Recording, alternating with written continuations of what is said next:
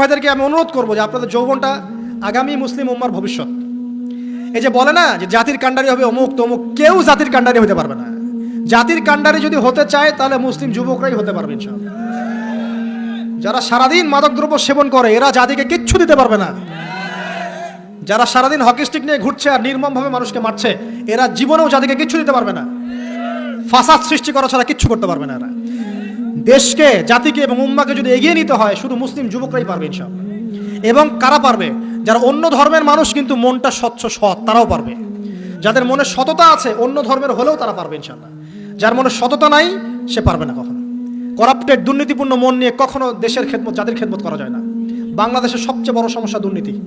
বাংলাদেশের 1 নম্বর সমস্যা দুর্নীতি। দুর্নীতি যদি না থাকতো আর সমস্ত কালো টাকা যদি সাদা করা যেত, বাংলাদেশের মানুষকে আজকে না খেয়ে মরতে হতো না। 65% মানুষকে আজকে এই খাবারের সংকটে ভুগতে হতো না। সামনের দিনগুলো কঠিন হবে, ভয়াবহ হবে, এটা সবাই বুঝতে পারছে, হয়তো শুধু আপনারা পারছেন না। আল্লাহ পাক আপনাদেরকে বোঝার তৌফিক দান করুন, আমিন। সামনে যান, নিজের জীবনকে কাজে লাগান, যৌবনকে কাজে লাগান, একটা হালাল রিজিক সার্চ করেন। অল্প রিজিকে সন্তুষ্ট হয়ে যান, উচ্চাভিলাষী হবেন না। উচ্চাভিলাষী হওয়ার দরকার নাই, যতটুকু আসছে আলহামদুলিল্লাহ, এটুকুর মধ্যেই সন্তুষ্ট থাকেন, পারবেন ইনশাআল্লাহ। সামনে যাবেন, আদর্শ পরিবার করবেন, পরিবারের মধ্যে ইসলাম থাকবে।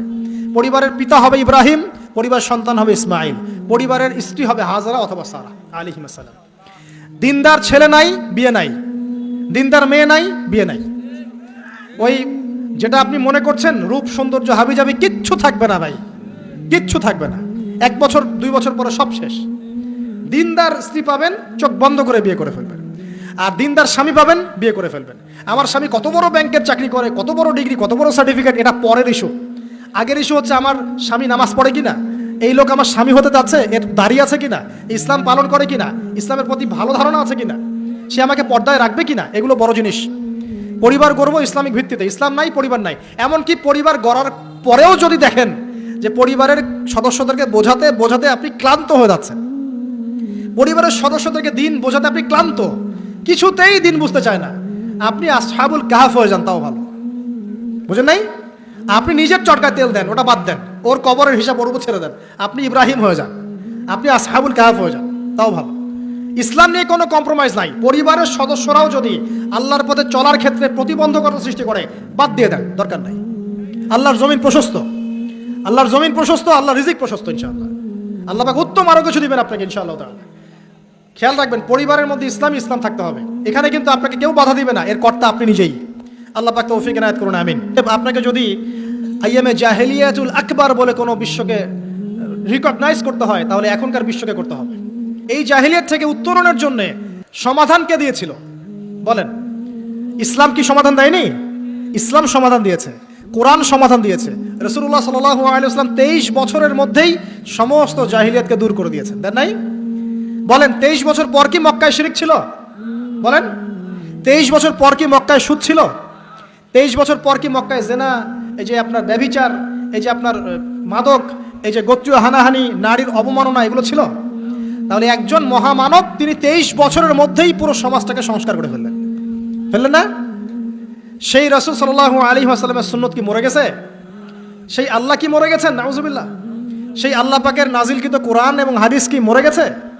তাহলে সেই আল্লাহ যদি জীবিত থাকেন, সেই রাসূলের আদর্শ যদি জীবিত থাকে এবং সেই কোরআন যদি এখনো মুসলিমদের হাতে থাকে, তাহলে এখনকার বিশ্বের জাহিলিয়াত আমরা ফেস করতে পারবো না? পারবো না ইনশাআল্লাহ? পারবেন ইনশাআল্লাহ? কি করবেন তাহলে? মোটা দাগে কয়েকটা কথা বলে শেষ করে দিই। 1 নাম্বার, প্রিয় ভাই, জ্ঞান অর্জন করেন, প্রচুর পড়াশোনা করেন। জ্ঞান অর্জনের ক্ষেত্রে সাম্প্রদায়িক হবেন না, এতটুকু নিব না, এর থেকে নিব, ওর থেকে নিব না, এমন হবেন না। জ্ঞান যেখানে পাচ্ছেন নিতে থাকেন, আল্লাহ পাক আপনাকে নূর দিবে ইনশাআল্লাহ। আল্লাহ যখন আপনাকে নূর বা আলো দিবে তার পক্ষ থেকে, আপনি এমন কিছু দেখবেন যা অন্যরা দেখতে পারছে না। আপনি খিজির হয়ে যাবেন ইনশাআল্লাহ আলাইহিস সালাম। যে মুসা আলাইহিস সালাম বুঝতে পারছেন না কেন নৌকা ফুটা করছে, কেন বাচ্চাকে হত্যা করছে, আর কেন দেয়াল নির্মাণ করছে, কিন্তু খিজির আলাইহিস সালাম বুঝতে পারছেন কেন এগুলো করতে হচ্ছে। 2 নাম্বার, প্রিয় ভাই, আপনার হায়াতটাকে মূল্যায়ন করেন। আজকে তওবা করে ফিরে আসেন, 5 ওয়াক্ত নামাজি হয়ে যান, সময় অপচয় বন্ধ করেন, যৌবনকালটাকে কাজে লাগান, সিরিয়াস হন, জীবনটার ব্যাপারে সিরিয়াস হন। জীবনটা কিন্তু হেলায় খেলার বিষয় না। একবার চলে গেলে, একবার মৌত হয়ে গেলে কান্নাকাটি কোটি কোটি বছর করলে আল্লাহ পাক আর দ্বিতীয়বার পৃথিবীতে ফিরাই দিবে না, দিবে? তো কি কারণে আমরা আমাদের সময়টাকে হেলায় নষ্ট করছি? সুযোগ আছে কোনো? কোনো সুযোগ নাই।